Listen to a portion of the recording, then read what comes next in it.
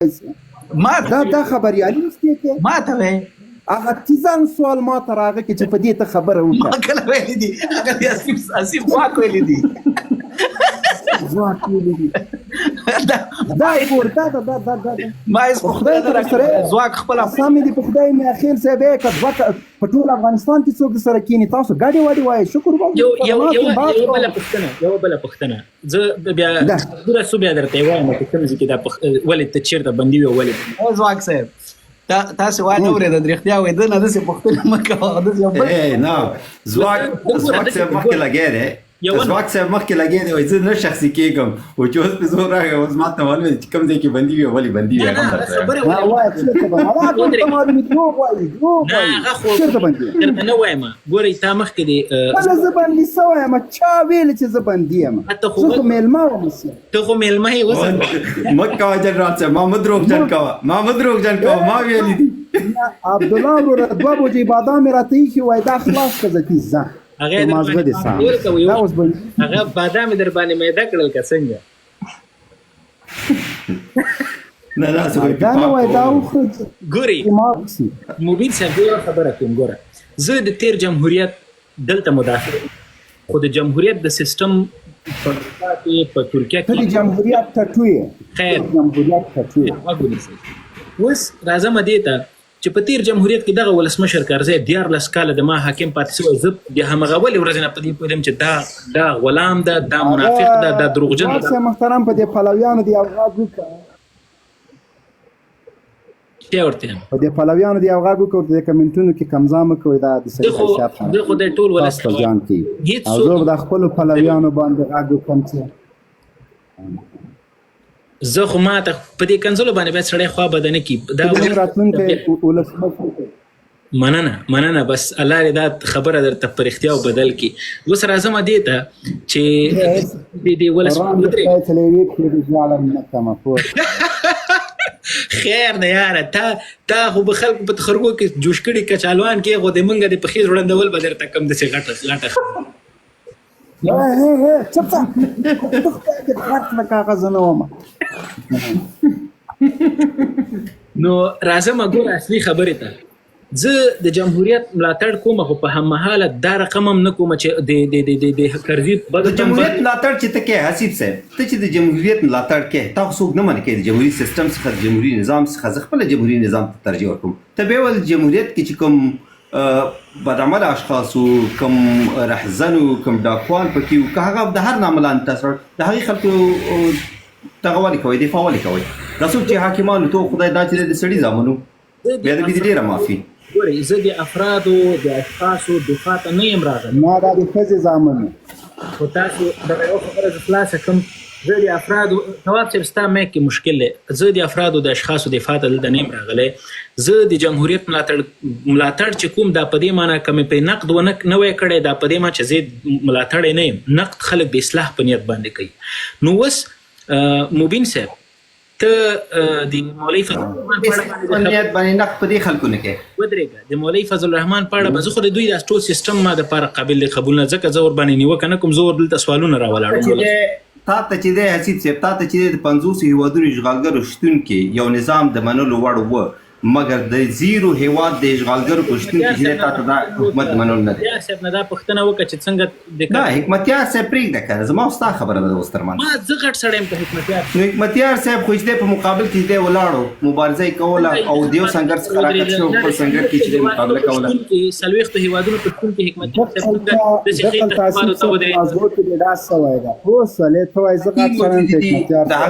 یو د هغې مرکې موجودې دي همدا ستاسې د جمهوریت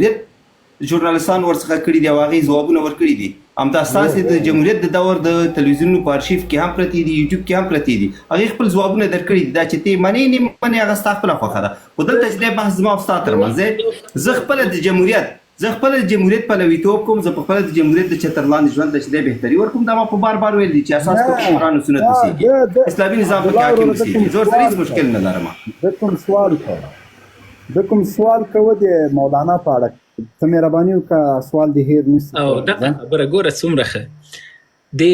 مولانا فضل الرحمن په اړه باندې تا یو څو خبرې کړې وې، بیا د هغه نه بعد تا د پاکستان په وړاندې یو لفظ بل ونه کاروه، همداسې چپ سوې خاموشه سوې،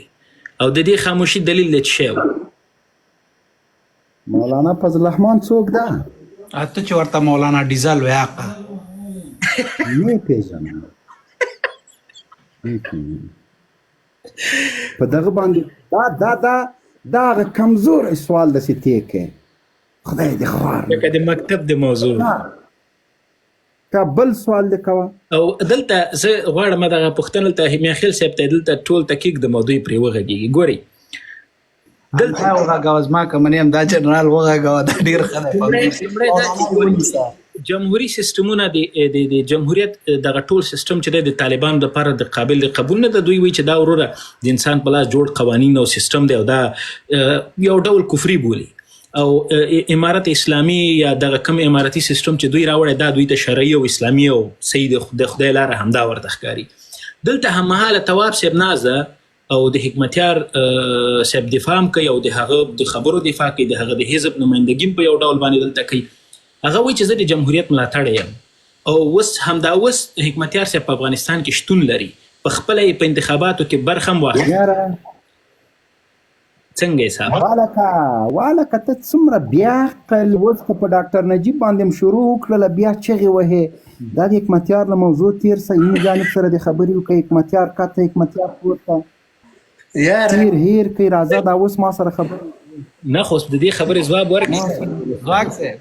هغه د حکمتیار صاحب د ګوند په اړه دا د کامو پاچا صاحب راغی، دی اوس د دې په مذهب په پوهېږي، دی خو په موږ ډېر تېز نه خدای ته غلی شه پاچا کمول هغه دا رښتیا هم چې دا ژورنالستان چې دي داسې دا پاچا کمول مجبوروي چې ماته نورې کنځلې وکړي. دا ژورنالستان چې چا یو ورځ هم ژورنالیزم ویلی دا دومره د جهان ارامي. زه خو د تلویزیونو ته تلم، ما دا تلویزیونو ما ته غم جوړ کړی و.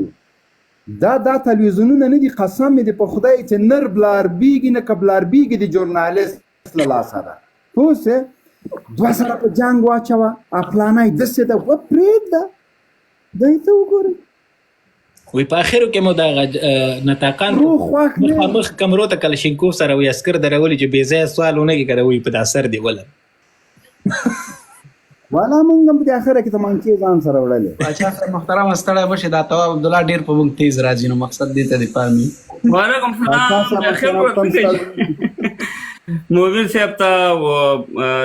سمیع ورور ته او نورو حسیب ورور ته عبدالله ورور ته او د پاس نه پوهېږم چې هلک دی که جلی دا کسې خو د جنکیانو لګولې خدای دې خیر کړي. دنیا روښان ده بلکل.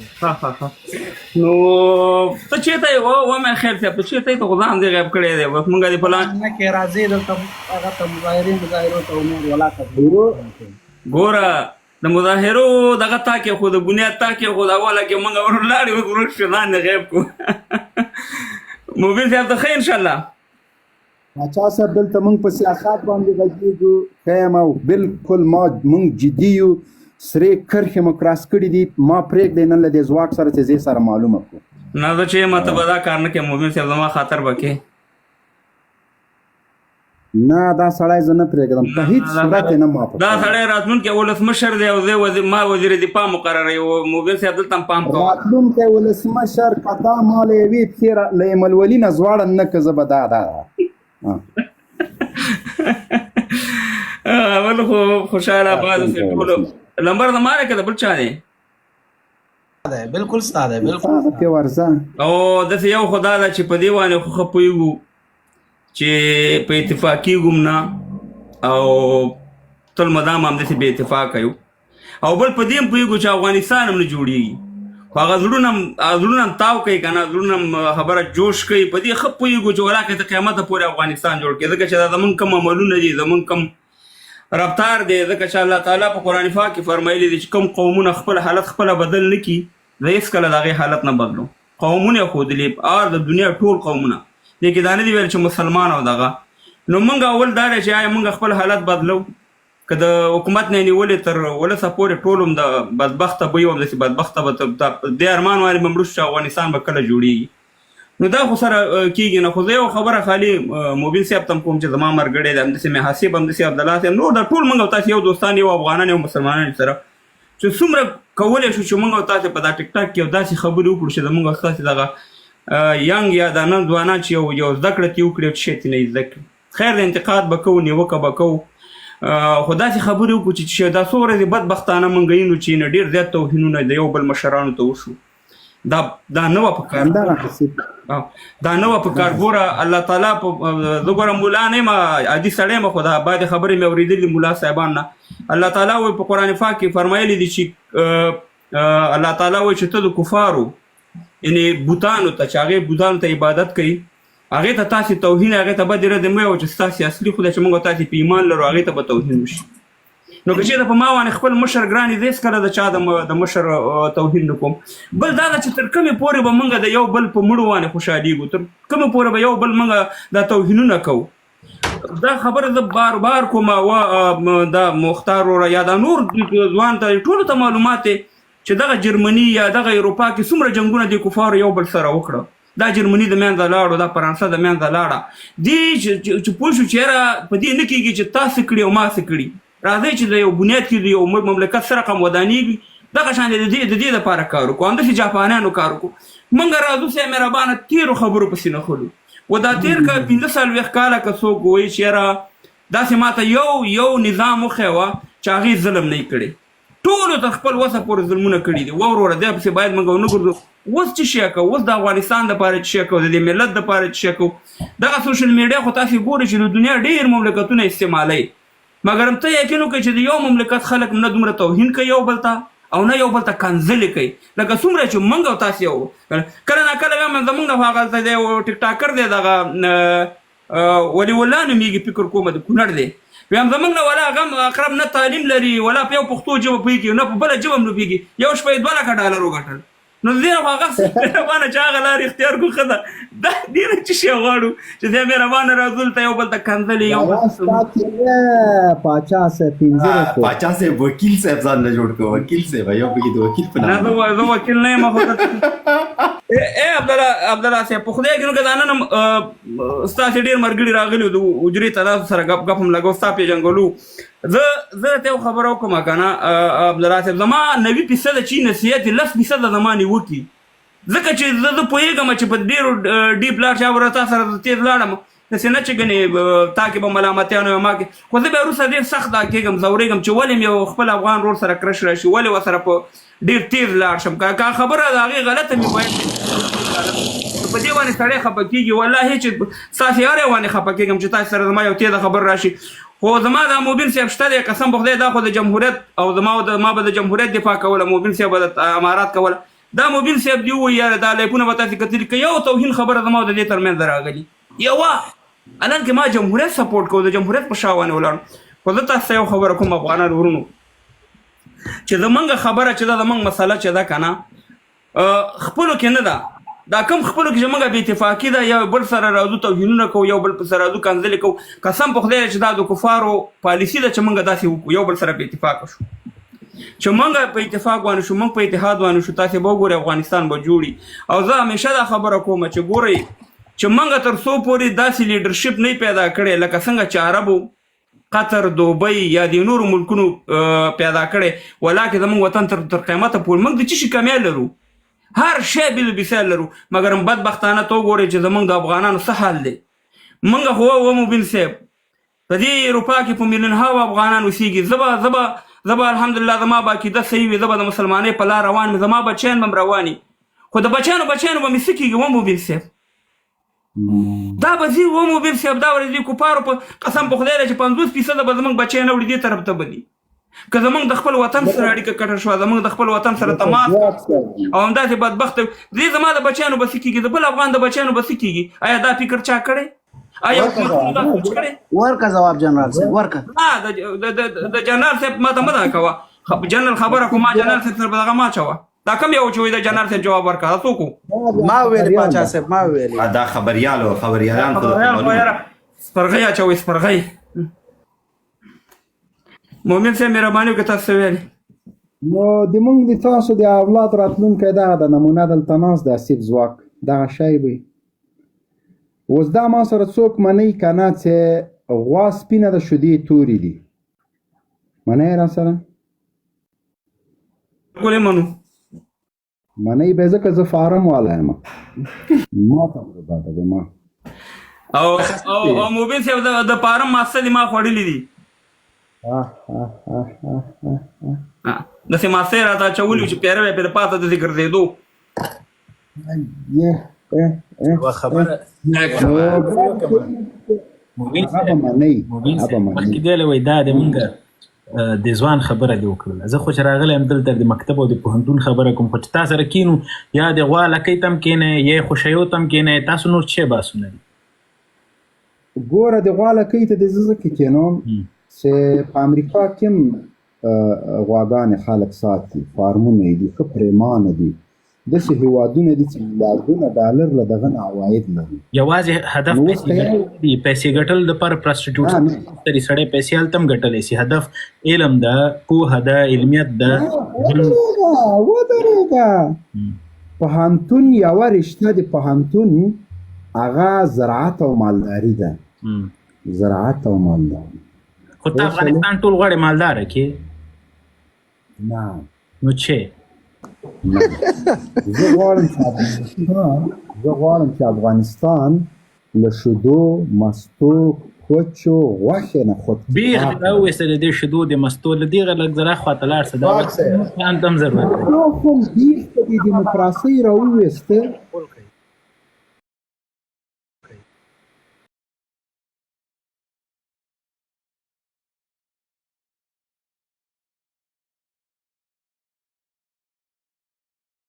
درانه وزنونه داسې مونږ ته ګپ ښکاري ودرېږه مې دا پایڅه کاته کم د ما غویه 1.5 ټن ده 1.5 ټن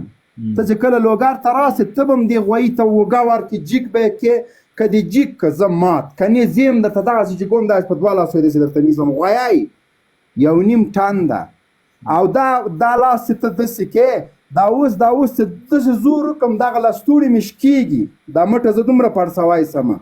خو زه نه کوم زه وایم پرېږده دا نو څه فایده مومن صاحب زه حسیب ځواک ته چلنج ورکوم چې دا د پروژه کې ما سره مقابله وکړه غېږه وانې دی راشي پروژه کې نه حسیب ځواک دا ګوره د ګپ خبرې نه دي خیر که ما ویډیوګانې نه دي کړي ما به چې کلاب کوو دا زیرپیراني دا داسې به مې که دا سینه دا زیرپیراني به چې بوټي چودله داسې غوښې به دلته راووتلې ته داسې خالي خسک کېږي خدای دې خوا دغه ایمبي ټانګونه به مونږ هوا ته جګول داسې بس وروره باډي بلډر یو دا چې شي دا مونږ سوچه خوراک کوو سوچه شودې مستې کوچ تر دې بهترینه خوراک ته ماته په نړۍ کې موبایل صاحب کې یو ټوکه وکړم خفه کېږي خو نه ښه داسې چلو چې دلته زمونږ یو ملګری و هغه هم نامخدا باډۍ کې ډېر تکړه و که نه نو هغه خو بیا ویل چې افغانستان دی وایي دلته د رګبي والا چې دي رګبي والا لوبه چې کوي هغه ډېر پهلوانان دي د رګبي یو رقم ته لوبه ده ډېره سخته لکه بودکشي غوندې ده نو هغه وایي چې وایي هغه دغه راته ویلې د هندوانو پنجابیان خو دا خو ډېر دغه دي که نه ډېر چلناک دي وایي ما ته ویل چې پټان به وي بہت طاقتور وایي تا کې ډېر زور دی ما ورته چې هو ویل چې دې انګرېز له ورشه که نه هغه انګرېز چې هغه دغه والا رګبي والا وایي چې څنګه په غېږه ورغلم که نه وایي قسم په خدای داسې یې اوچت کړم او دغه د ځمکې یې راویشتم صاحب مهربانه موبایل صاحب دا پهلوانان چې وګوري د حسیب خبره نه کوم دي کې ډېر طاقت دی دا د یورپ والا پهلوانان نه دي ډېر ما لیدلي دي که نه دا حسیب صاحب تا تورې هګۍ لیدلي دي مې نه دي لیدلي هغه خو ټولو سره شته دا څه بیا عقل ده ما یې لیکنې دي لیدلي چې زه دا کارم ته راغلی بیا درته جرار صاحب ته په موږ غوندې خلکو تیز راځي د سره نشي ویلی نه ما یې لیکنې لیدلي چې بیا فارم ته راغی زه یې ورته ښیم که نه دا ګپ خبره نه ده پوه شولې یار حسیبه خدای دې مړ کړه تورې هګۍ داسې چرګان شته دی داسې چرګان شته دی چې توره غوښه لري نه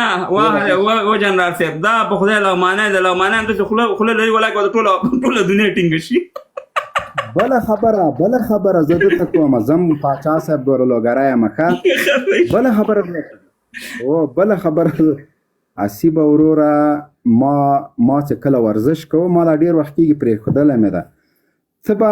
دلته داسې مټه داسې کې داسې اوس که لږ زور کړم دا لستوڼی د ماش کېږي که نه نو ما به څټ چې دا داسې که دا شاته به دی داسې پولې ودرېدلې دغه ته نسې کولی یعنې د موږ په وخت کې هغه ورزش و هغه نو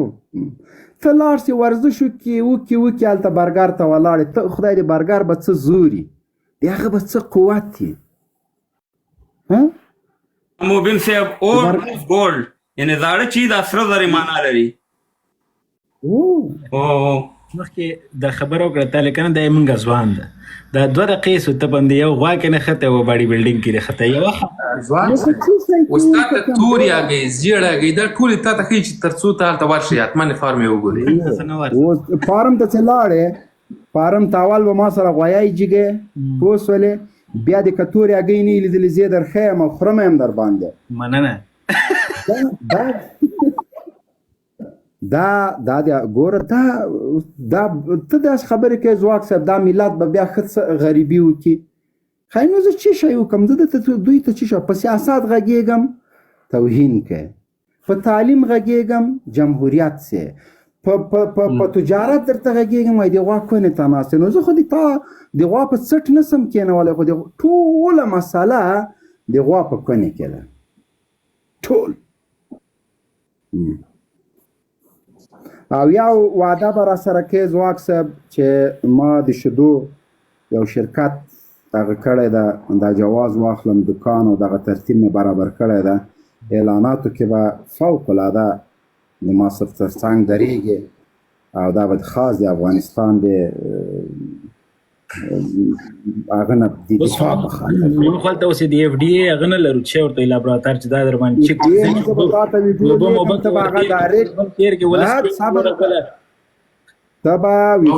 اروپا ته راولېږه جنرال صاحب موږ به اعلانات درته وکړو اروپا کې ته ترکیه مستې شته کوچې شته قیماق شته خو د تا به راورسېږي هغه خو بیا وروستۍ خبرې د سیار د افغانستان خو بیا ماړه کو د افغانستان زه به ویډیو درلیږم ته به داسې یوه اشاره کوې چې دا برانډ استعمال کوي بس نوم چک دی برانډ نوم دی یو ځل خو زه خو دغه دا د ما بزنس ما دغه زده کړې کړي دي برانډ نوم دی چې جی ایم څه معنا لیوانه تا تعلیم کړی وای ته به ډایرکټ په معنا پوه سوی جی ایم ګډ مارنینګ کېدلی سي هر شی کېدلی سي اوس تا هدف څه ده بس تی ګډ مارنینګ تی ګډ مارنینګ کا جنرال برانډ جنرال موبین برانډ او ملک برانډ ډایریز ورته جنرال موبین ډایری جی ام ډي همداسې او بس خالي هغه یو حروف یې پس کفایت کوي د مارکیټینګ سلوګن به ورته چې انتخابو هغه د سلوګن چې کنه اوس مثلا د نوکیا کمپنۍ چې د لاندې یو سلوګن لري د مارکیټینګ د پروي کنیکټینګ ورلد دنیا سره کنیکټ کوي او مثلا د افغان بي سیم چې دا وایي چې کنیکټینګ افغانستان او مثلا د عزیزي بانک چې دا وایي کنه بانک تا بانکس وزته د جی ام ډي برانډ لاندې به د سلوګن چيلي کې مثلا د شودو مستو د پاره په دې سلوګان زه نه پوهېږم ته بیا ما پوهې که بیا زه ترتیب ورته جوړوم ښه دا ترتیب زه درلېږم موبیل صاحب ګوره او زه ګوره د غوا په دې کونه کې څومره حکمتونه دي ګوره ښه شودې ملایي کوچ چکه مستې پنیر تروې اته هغه لري اته کرت او هګۍ به مور سره وي پاچا صاحب د پیپنر د شترمرغ د چرګې او د مړز 4 قسمه به هګۍ پکې رنګونه بیا د دوی انتخاب د که تورې هګۍ غوښتلم زه ډایرکټ هګۍ ورته راخلم تور رنګ ورکوم موبیل صاحب که ته به تاسې دغه وکړئ یو شهید انور په نوم باندې د سوات یو هلک و هغې به دا خبرې کولې خلکو به ورپسې ټوکې کولې چېرې داسې لګی دی غریب و هغه غږ به یې چوک و که نه هغه ته اوس وګوره هغه برانډ هغه دغه یې راویستو هغه جوس هغه دغه چې دی چې زمزم اوبه هم دي ته وګوره هغه ملیونر شو موبیل صاحب دا زموږ خلک اعتبار نه کوي چې یاره ته یو شی کې در پورې خاندي ورته دا د غواګانو دغه کې دا خلک داسې ګوي چې دا ګنې عادي شی دی ما کتلی دومره په سیسټم یې جوړ کړی دی موبیل صاحب دې ګرځولی را ګرځولی پکې ټول دننه یعنې هغه فارمونو کې دې ته به پاچا صاحب نه ده د یو افغان په صفت چې دا خدمت زه ورته کولی سم، برانډینګ یې، لیبلینګ دا مسلې ټولې ورته زه خلاصولی سم، خو چې ته بیا کله کله داسې غږ په دا مشر باندې وکړې چې دا مکتبونو مسله څنګه سوه. ما تا ته مخکې ویلي ګوره په جمهوریت کې په 2018 کال کې مې ویډیو ډکه کړې، 18 کال کې چې راځي افغانستان نه جومات جوړ کړو. وروره مکتبونه نشته دی په افغانستان کې، نه د جنکو شته نه د هلکانو شته. افغانستان واحد داسې ملک دی چې په توکل په خدای باندې روان دی، صاحب مهربانه، او نه کار اخلي کار ته سپارل کېږي، او نه وروره څوک کار اخلي کار ته ورکوي، او نه صاحب مهربانه څوک سم هسې په توکل روان یو موږ په دنیا کې. نن یې بل حقاني صاحب خاورو ته وسپارل سو، زوی یې ورته په وزارت کېنو، لکه پاچاهي سیسټم دغه د میراث. زه یو خبره ته کومه حسیب وروره، زه وایم دا اوسنی نظام نه دا د شاهي کې خو خدمت کې هیڅ مشکل نشته. لکه څنګه اوس د ښه خبره وکړه شاهي کا نور خاص ما خبره ته پرېږده، زه څه وایم دا ته خو ما پرېږده که نه، دا ته خو ما پرېږده. زه وایم ګوره داسې لکه د قطر غونډه کې، د سعودي غوندې، د دوبۍ غوندې، د ابوظبي غوندې داسې دې جوړ کړي، ټول نظام دی، ټول دی، خو چې کار وکړي دې کې څه مشکل نشته دی. هسې افغانستان خو تنظیمونه هم چې دي هم میراثي دي. تاسې وګورئ چې کوم تنظیمونه مشران دي تر اوسه پورې همغه مشران دي، یا بیا د هغې په دې امون کېږي. دا خو زمونږ پاچا صاحب دا جمهوریتونه هم همداسې دي. هو ذوالفقار علي بوټو چې کله هغه مړ سو، بېنظیر بوټو چې مړ سو، وړوکی ماشوم بلاول بوټو یې راجیګ که هغه ګوره دا د جمهوریتونه هم همدغسې دي. یو د هندوستان دیموکراسي ده، یو د امریکا او د برطانیې دیموکراسي ده، یو د پاکستان او د ځینې هیوادونه لکه ترکمنستان، ازبکستان دیموکراسي تر دیموکراسي او تر جمهوریته پورې ده. وړوکی ماشوم بلاول نواز شریف بیا زوی وسلور بس ټول دغه شاهي نظامونه دي، خالي نوم یې وربدل کړی. مومن صاحب په برطانیه کې شاهي سیستم دی، ملکه او د ملکې زوی دی که نه، سیستم ټول د هغې په لاس کې، نور د هغې چتر لاندې چلیږي، دیموکراسي ده، انتخابات هم کېږي. خو د برطانیه چې ده د شاهي خاندان په لاس کې ده. دا څه چې امریکا د دې په لاس کې ده، نیوزیلینډ د دې په لاس کې ده، استرالیا د دې په لاس کې ده، کاناډا د دې په لاس کې ده. پاچا صاحب محترم یو وجه د دې دا ده چې دې خلکو ته سهولتونه فراهم اوسېږي، دې خلکو لوړ تعلیمونه پرې اوسېږي، ارتباطات هم لري، ژورې ریښې هم غځولې اوسېږي، خلک پرې بیرته راټولېږي او خلک دغه سهو اشتباه کوي. دغه مشکل دی زموږ همداسې ده تواب عبدالله، او خاصتا درېیمه درجه هیوادونو کې خو چې دی بالکل داسې چې دی عام دی. حسیب صاحب دغه معلومات تاسو چا درکړه؟ تر اوسه پورې خو موږ نه یو خبر دی داسې یو پېښې نه. د کومې پیښې؟ دا چې زوی وزیر سو هغه خو دا اوس په ټویټر باندې بد حال جوړ تاسو نه پوهېږم. ما دا لایف چې راغلی یم ټویټر خو مې نه ده کتلی، خو په جنازه کې زه وم د پلار لمغی هغې دومره زوی شته دی چې جانشین شي. ډېر ښه با استعداده زامن دي. دغه ټولو مسلو کې نه ده مبین صاحب، دغه ولاکه دا خبره د منافقته کوم، ته اوس دلته بل شی ورته زه پوهېږم ته دا خبره کې ځکه درته وایم تیار ایډوانس کې. د حقاني صاحب کورنۍ چې ده دوی دغومره ستونزې د نورو مسلو کې نه لري، دا د مکتب او د پوهنتون. ځکه زما د یو ملګری ده د دغه د ترکیې کې ما سره د پوهنتون کې و، پس چې کله طالب نظام راغی دا یو ځل افغانستان کې د غږ یې وکړ، زه خو طالب یم او کته مې چې د خلکو سره یې راکړې ورکړې ډېرې وې. پوهېږي ولې ستونزه نه لري؟ پلار یې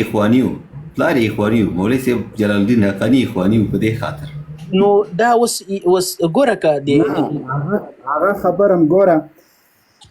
د خلیفه صاحب خبرې، د سراج الدین حقاني خبرې تا واورېدلې حسیبه په هغه کې په کابل کې په یو مدرسه کې غونډه کې؟ ولا زه خو ډېرې خبرې دوی نه اورم، څه درودم داسې نه چې کومه ورځ وایم تاثیر را باندې وکړي طالب سم. پاچا صاحب تا واورېدلې؟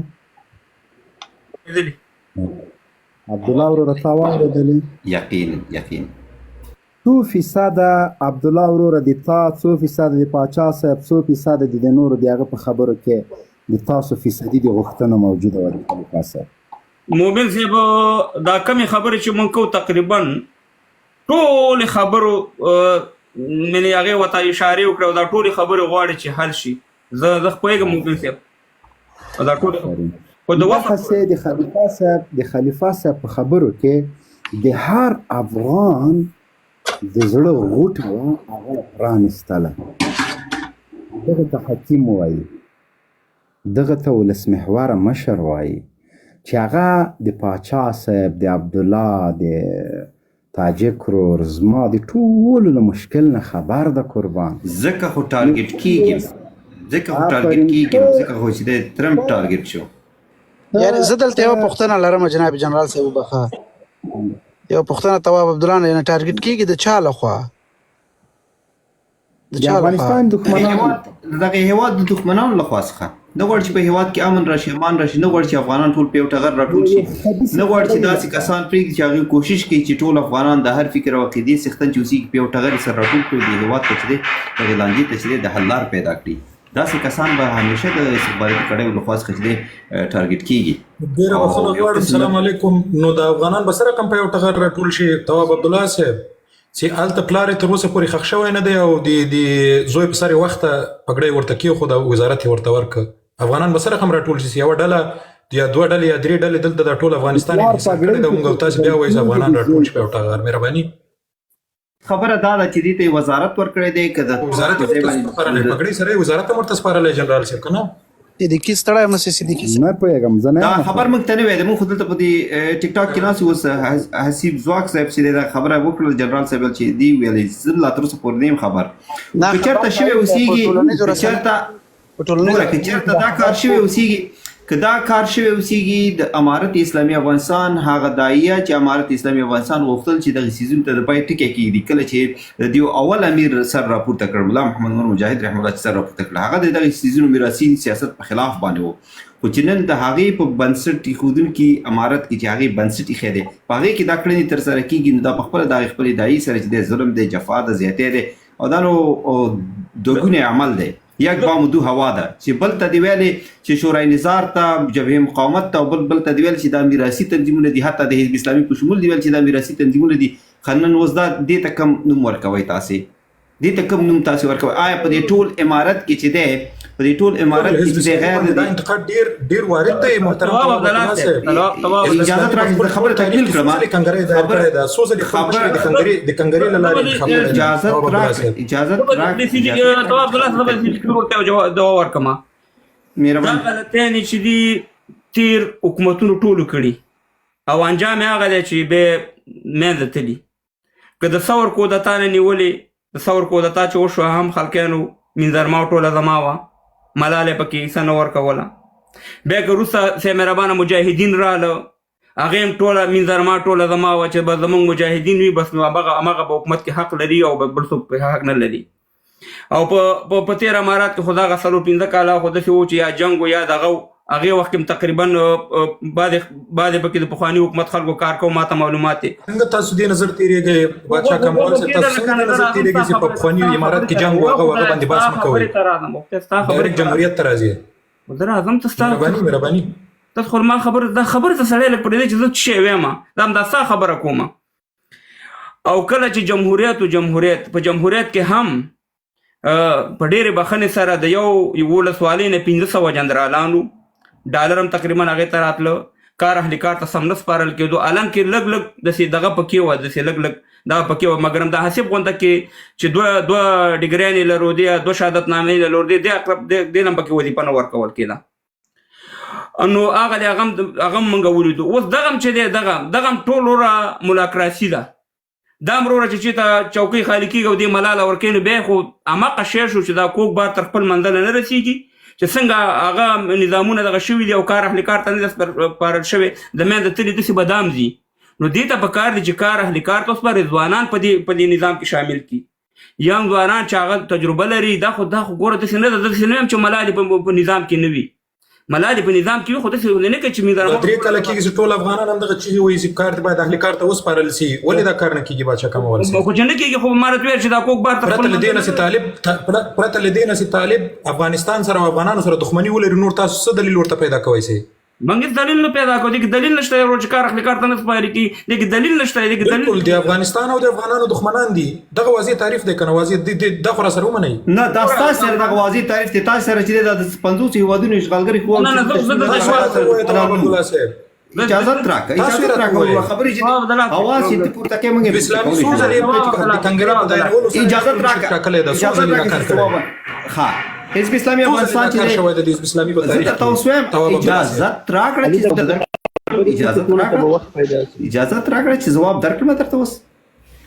حزب اسلامي افغانستان چې د کله چې انتخابات په اول ځل باندې وشول رباني بیل ودل انتخابات د هغه په منځ کې کله چې حکمتیار صاحب وګټل هغه خپل تنظیم جدا کړ، خزخې وکړل چې جدا کړل د یو ځل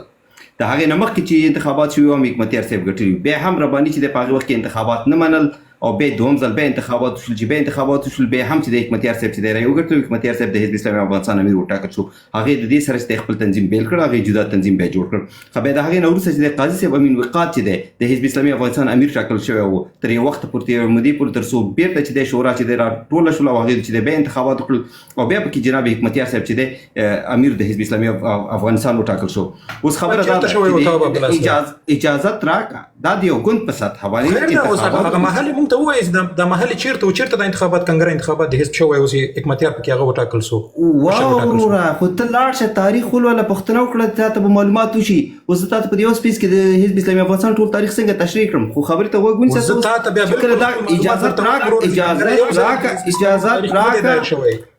اجازه یو دقیقه خبرې ته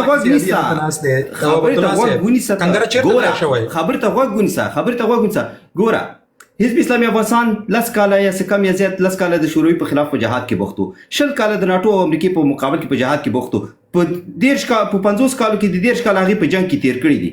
په جنگ کې چې د 10 کال تیر کړی دی هیواد د استقلال د ازادۍ جګړه کړې ده. ته چې د پدې اجازه راکړې یو حزب مشرعي په اسلام کې هیڅ مشکل نشته چې ګټي او خدمت راي ورکړي و تواب عبد الله صاحب یا حزب ورته په حزب کې کنګره دایر کیږي لیډر ټاکل کیږي. تاسو څو ځله دا کار کړی؟ تاسو دیموکراتیک حزبونو او د اسلامي احزاب ترمنځ چې فرق شته دی. اسلامي احزاب چې هغه په اسلامي سیاست باندې استوار دي، نه په دیموکراتیک اصولو باندې کوم تاسو په اسلامي احزاب کې دا بشر سره کوم ټاکل کیږي؟ څو ځله دغه شورا شوی ده د حزب اسلامي په تاریخ کې؟ تاسو راته مهرباني وکړئ دغه اوس په همدغه جمهوریت کې کله چې زمينه مساعده اجازه راکړئ په همدغه جمهوریت کې چې بیا کله حکمتیار صاحب کابل ته راغی تاسو ونه لیدل چې تقریبا څه د پاسه 3000 کسان چې د مختلفو ولسوالو څخه حتی د خارج څخه چې د حزب اسلامي افغانستان کډرونه تللی او همت چې د په هغه ځای کې د ټول په یو خل چې د حکمتیار صاحب سره بیعت وکړو به چې د حزب اسلامي افغانستان امیر نه د بیعت خبره نه ده. دلته تواب عبد الله صاحب حالت په رسمي توګه د ارغندیوال صاحب ډله حالت په کابل کې په وزارت عدلیه کې ثبت وو، هغه ورسره اختلاف هغه حکومت موږ سره رسمیت نه لرل، موږ د تغییر او تحول لپاره مبارزه کوله. نو زه د هغه یو غیر رسمي او غیر مشروع تاسو له وکړه لغمان راغلی کابل ته ډالر دي خو خیر او په اخر کې راځي ولا حکومت نه منل څنګه راغلی یو کس چې پرون پیدا شوی هغه څنګه خپل نیکه ته تذکره ورکړي. تواب صاحب یو کس د هیڅ خبرې کوم ته ماته د نیکو دی د المسی خبرې کوي ته هم دې خاطر اجازه راکا دا ډیر خلک خبره دادا چې یعنی حزب اسلامي افغانستان ستاسو د جمهوریت څخه چې د زور دی د شل کلن جمهوریت چې کوم حاکم شوی او د قانون چې تا کوم تصویب کړی وو، حزب اسلامي افغانستان ستاسو د حکومت رسمیت ته ضرورت نه لرلو. هغه د پخوا څخه یو حزب وو کتا چرته په خپل خوخه ورکول بدی د ارغندیوال صاحب راتګ او د ارغندیوال صاحب سره برسته همکاري ستاسو د جمهوریت د پلویانو د څه په خاطر و؟ د دې په خاطر نه چې حزب اسلامي افغانستان ارغندیوال صاحب پرې راځه د وحید الله صاحب صاحب سره سکه هغه هم یو برخه دی یو څنګه دی حزب اسلامي درلود په کابل کې هغه څنګه شو؟ هغه تاسو سره بیعت وکړ صدیقي صاحب بل د حزب اسلامي افغانستان څخه خلک بیل شوی دي او نمونه ځان باندې خېدي هغه د هغه خپل خوخه مگر حزب اسلامي افغانستان معلومه دی اصلي کور معلومه دی جهاد معلومه دی خلک معلومه یو دغه راکړه عبد الله یو خبره کو دلته دا چې دفاع مونږ دیو مونږ دغه ولاکه یو مونږ سمې خبره لیدلی تواب عبد الله صاحب